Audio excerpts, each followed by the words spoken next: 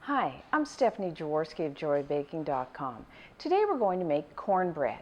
So first, preheat your oven to 400 degrees Fahrenheit, which is 200 degrees Celsius. And then, once your oven is preheated, you will need 2 tablespoons, that's 28 grams of butter. If you don't want to use butter for this, you could use bacon fat, you could use shortening lard, or even 2 tablespoons of a vegetable oil. And then just put it into a 9-inch, that's 23 centimeter cast iron skillet.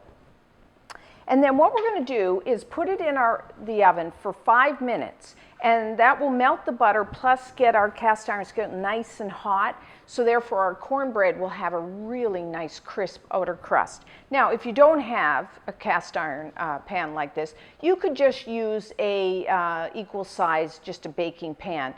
And you probably don't need to put it in the oven for the full 5 minutes, okay?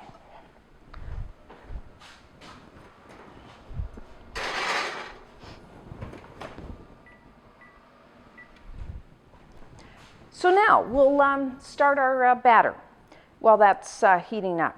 So cornbread is a quick bread, which means it's quick to make. And we only need 2 bowls, one for the dry and one for the wet ingredients. So we'll start with the dry ingredients. Now in here I have 1 cup, 130 grams of all-purpose flour. You may know that as plain flour. And to that I'm going to add 1 cup, which is 120 grams of cornmeal. Now I'm using white cornmeal, which is made from white corn. You could use yellow cornmeal, either one.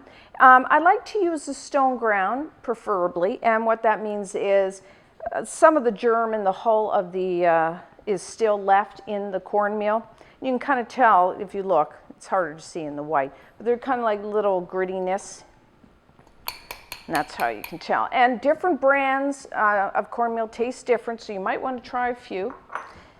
And if you want, I like to use half cornmeal, half flour. Now, if you want a more dense cornbread with a more crumbly texture and a stronger corn flavor, you could use all cornmeal or a little more.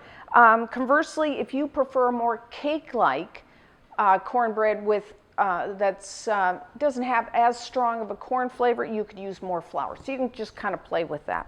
And then to that, I'm going to add 2 teaspoons of baking powder, a half a teaspoon of baking soda, and a half a teaspoon of salt. I like to use a kosher salt. And I like to add a little sugar, between 1 and 2 tablespoons. Now I know that some say cornbread should never ever have sugar. Especially in the southern US, people do like their cornbread savory. So if you prefer it that way, just leave the sugar out. It's good either way. So then just take a wire whisk and just whisk those together. And that's our dry ingredients. And for our wet, I've just got 1 large egg, and I'm just going to lightly beat that. And then you will need 2 tablespoons, 28 grams of melted butter. Again, you could use oil, you could use bacon fat. And then you will also need, cornbread can have buttermilk, it can have milk, or it can have, I'm using a combination of both, kind of best of both worlds. The buttermilk will give you a more bread-like texture to your cornbread. The milk will give it more cake-like.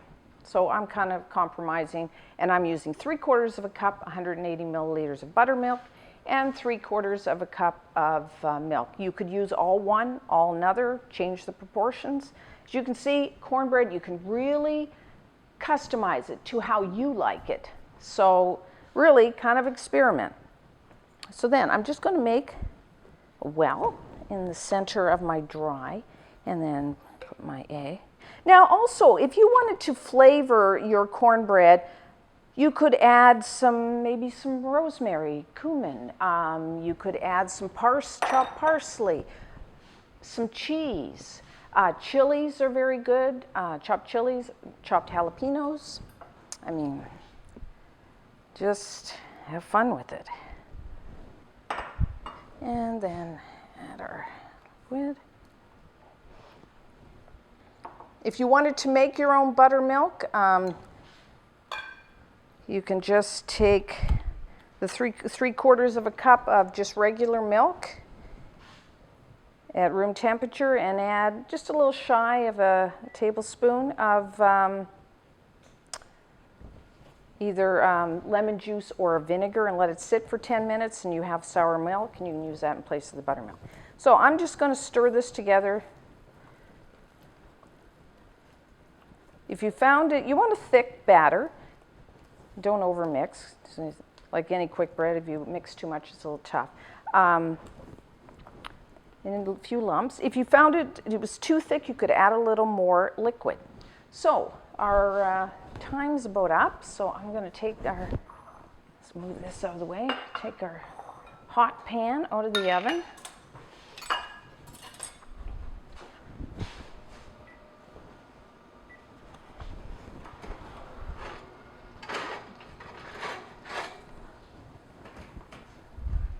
So our butter is nice and sizzling. So then, be very careful because it's so hot. Just tilt your pan, kind of get that butter. Now some people like to pour off the extra fat into the batter. I don't. I like to just leave it, and then the butter kind of goes up the sides and makes them, the edges really nice and crisp and crunchy, which I love.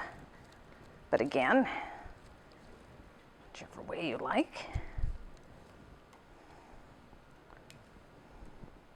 This is also known as when you use a cast iron frying pan, it's also known as be very careful, don't touch that, and the handle, also known as skillet cornbread. So then just kind of even it out, and we're done.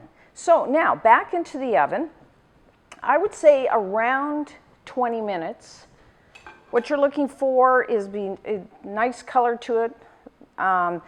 The surface does tend to crack, and if you just take a toothpick and insert it into the center, it will come out clean.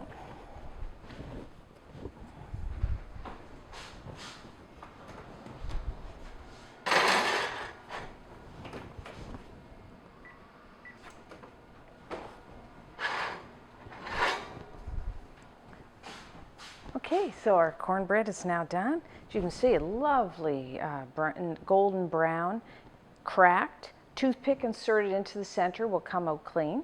So now what we want to do is just let it cool on a wire rack for like 10-15 minutes, and then we'll cut a slice. Okay, so now we'll cut our cornbread. So just use a sharp knife. Cut through. Just gonna cut them like a pie.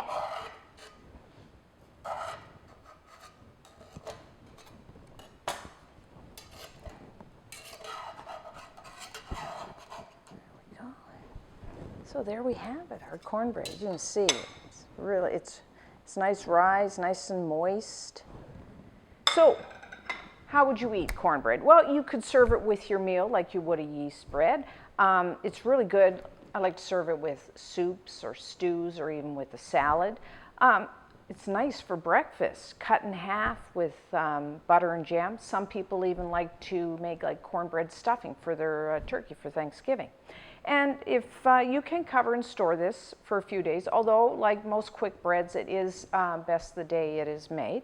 So until next time, I'm Stephanie Jaworski of JoyBaking.com.